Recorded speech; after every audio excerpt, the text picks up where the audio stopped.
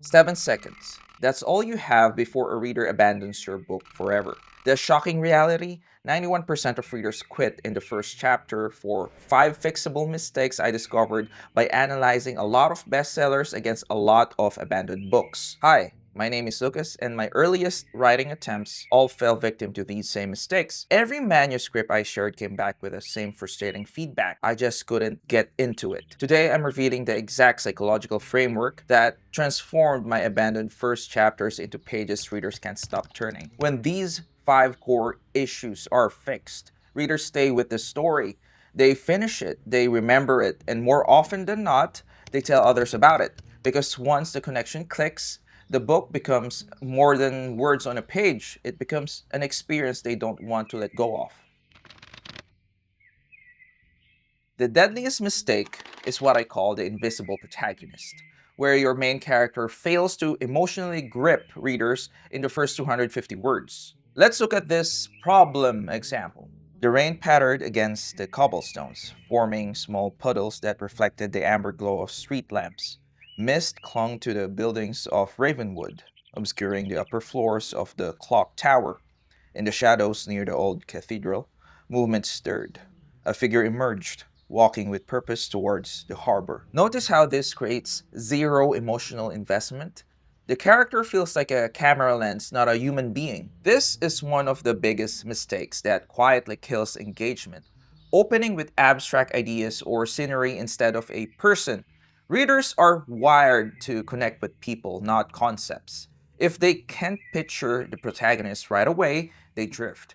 And when they drift, they don't come back. Because here's the fatal truth: readers don't fall in love with plots, they fall in love with people. Every compelling character needs 3 elements working together: a specific pain from their past, a driving purpose shaped by that pain, a promise of how they might transform. Let's look into the transformation after applying the solution. The rain pattered against the cobblestones, each drop another reminder to Elara that she didn't belong here. She pulled her stolen cloak tighter, fingers tracing the embroidered crest she'd need to cut off before morning. Her hand instinctively touched the letter tucked against her ribs, the paper that had shattered everything she believed about herself. See the difference? This instantly creates what psychologists call empathic curiosity. We're hardwired to want to see how people overcome their inner demons. When we shared both versions with early readers, the differences was undeniable. The second one kept them turning pages, drawn in deeper, faster. Why? Because connection beats cleverness every time. Think about the last book you couldn't put down. It probably wasn't just the plot that held you, it was the character. You felt something, and that feeling is what carries readers forward. The second deadly mistake is what I call action overload, throwing readers into pure chaos without emotional context. Here's the problem example. Glass exploded inward as the first grenade detonated. Marcus dove behind the lab table, shards raining around him. A second explosion rocked the building's foundation. The sprinkler system activated, drenching everything. 3 armed figures breached the doorway, tactical lights cutting through the smoke and water. Despite all the excitement, this creates no emotional investment, at least in my opinion. It's a common instinct: start with action to grab attention. But real engagement doesn't come from chaos alone. Readers need something to care about. Without emotional context, action scenes feel empty, even disorienting. And when readers feel disconnected, they quietly slip away. What keeps them turning the page isn't the explosion, it's the reason behind it. The solution is ensuring every external action is paired with internal meaning, what readers need to care about what's happening. Here's the transformation after applying the solution. Glass exploded inward as the first grenade detonated. Marcus dove behind the lab table, shards raining around him as the world reduced to ringing ears and adrenaline. They found me, just like Sarah warned they would. 3 years of research, his life's work, now encrypted on the hard drive in his trembling hand. The same research Sarah had died protecting last month. Notice how the exact same events now create genuine tension because we understand the personal stakes. This technique builds what I call emotional velocity, where action isn't just movement, it means something. The outer events and inner stakes drive forward together, and that momentum, it keeps readers locked in. When both layers accelerate side by side, the story becomes impossible to walk away from. Take a moment to think about your own first chapter. Does it fall into either of these traps? Most writers make at least three of these five mistakes without realizing it. Let's continue with the third mistake, one that's especially common in fantasy and sci fi. The third reader repelling mistake is the world building dump. Front loading your novel with excessive background before the actual story begins. Here's the problem example. The Arcanum of Celestial Magic was founded 1200 years ago, after the Third Demon War, when seven Magi of the Ancient Order combined their powers to create the veil between realms. Since then, the Arcanum has been the premier institution for magical learning in the Five Kingdoms, governed by the Council of Archmagisters, who serve 7-year terms. This fails because it violates a fundamental principle of reader psychology. Humans learn through experience, not explanation. Reading data shows that readers either skip or completely abandon these information heavy openings. The human brain simply isn't designed to absorb world building in isolation. The solution is revealing your world through character interaction rather than exposition, showing only what readers need to understand in the immediate story. Here's the transformation after applying the solution. Lyra's fingers trembled as she pinned the white insignia to her collar, marking her as less than nothing, a novice, fresh meat, the lowest tier at the Arcanum. The crimson-robed upperclassman who delivered her uniform hadn't bothered hiding his smirk. Seventh tier, he'd said, flicking his own golden pin. You'll probably wash out before you reach third. See how the world now feels alive instead of explained? This approach changes everything. The same world building still happens, but instead of dumping information, it flows through the characters' eyes, their voice, their choices. And that shift, it pulls readers in deeper. They don't understand the world, they feel it. And when readers feel immersed, they're far more likely to talk about the story, to pass it on, to make it matter beyond the page. When the first chapter falters, readers drift. But get the core storytelling right, and they stay.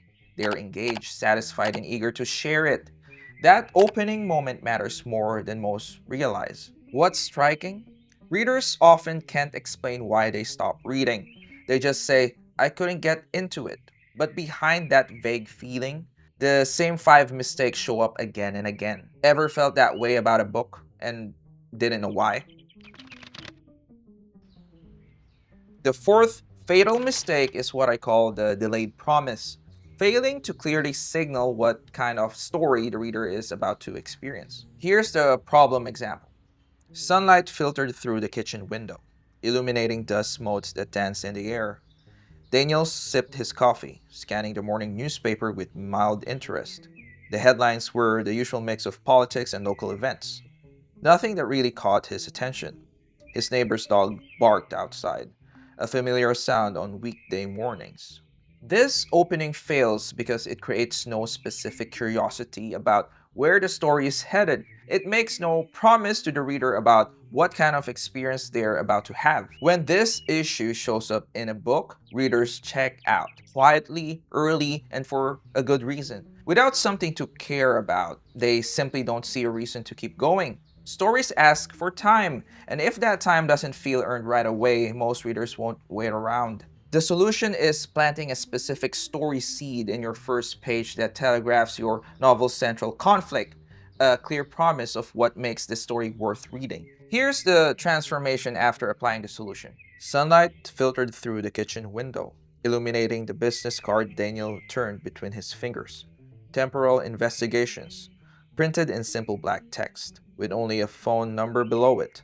The card that had been left on his dead wife's pillow this morning, in their locked house, in the bedroom he hadn't entered in 13 months since her funeral. Notice how this immediately establishes what makes this story unique. This creates what psychologists call anticipatory tension. We are now emotionally invested in a specific outcome. Books with clear promises in the first page had 3 times higher completion rates in reader studies. Take a quick mental inventory of your own first chapter. Does it make a clear promise about what kind of story the reader is about to experience? Remember, readers invest their time based on the promises you make. Let's explore the fifth and final mistake. The fifth, and perhaps the subtlest mistake, is tonal whiplash, creating an inconsistent emotional atmosphere that confuses readers about what kind of story they are reading. Here's the problem example. Detective Morgan surveyed the grisly crime scene, her practiced eyes taking in every detail. The victim lay sprawled across the kitchen floor, blood pooling beneath him in a grotesque halo. Well, that's gonna leave a mark. Officer Jenkins chuckled, snapping photos of the body. Dude's deader than my ex wife's heart. Am I right? He held up his hand for a high five that no one returned. This creates unconscious reader discomfort because the brain can't predict what emotional experience to expect next. The reader doesn't know if they should be horrified, amused, or something else entirely. The issue led to something we saw again and again, readers putting the book down without knowing exactly why. It wasn't a big moment or obvious flaw, just a subtle creeping disconnect. When the emotional tone feels unpredictable, readers lose trust in the story. And once that trust slips, it's hard to win them back. The solution is maintaining a cohesive emotional atmosphere, even when the content varies, ensuring readers understand what kind of emotional journey they're on. Here's the transformation after the solution is applied. Detective Morgan surveyed the crime scene, her practiced eyes taking in every detail. The victim lay sprawled across the kitchen floor, blood pooling beneath him in a grotesque halo. Fourth one this month, Officer Ramirez says quietly beside her, his camera documenting the grim tableau with mechanical clicks. Same signature? Morgan knelt to examine the victim's fingernails, evidence of a struggle. See how this creates a unified reading experience even though the content includes various elements. The consistent tone creates what neuroscientists call processing fluency, the ease with which our brains process information. When readers experience this smooth reading flow, they enter a state of immersion where they lose track of time. What we found was simple but powerful. When the tone stayed steady, readers stayed too. They didn't just read, they lingered. The story felt smoother, more inviting, and once that flow took hold, they were far less likely to put the book down.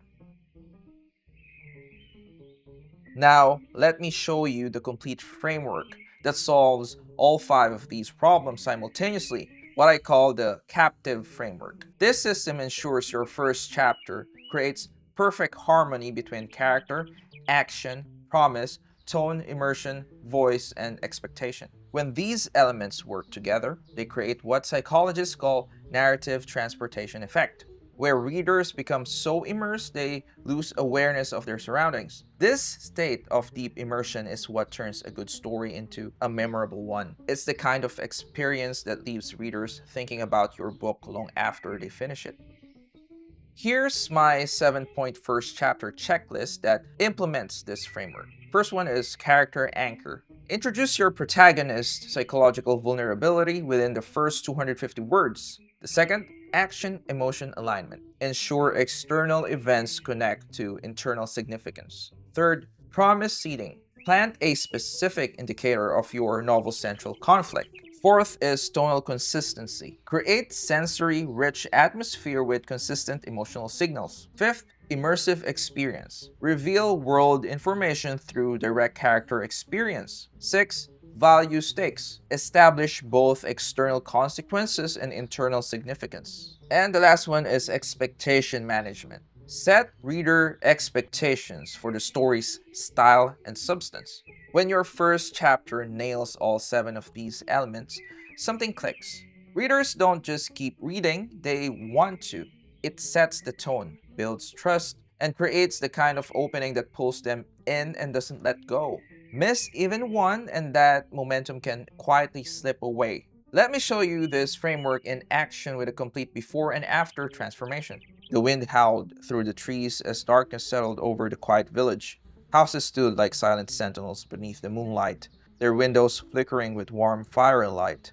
Somewhere in the distance, a dog barked. All was still until a figure stepped into the road.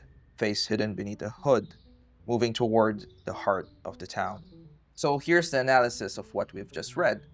First one, there's invisible protagonist. No emotional insight into the character. Then there's the delayed promise. No hint of what the story is about. Then we have the world building dump. Vague atmosphere, no experiential grounding. Then there's the tonal whiplash.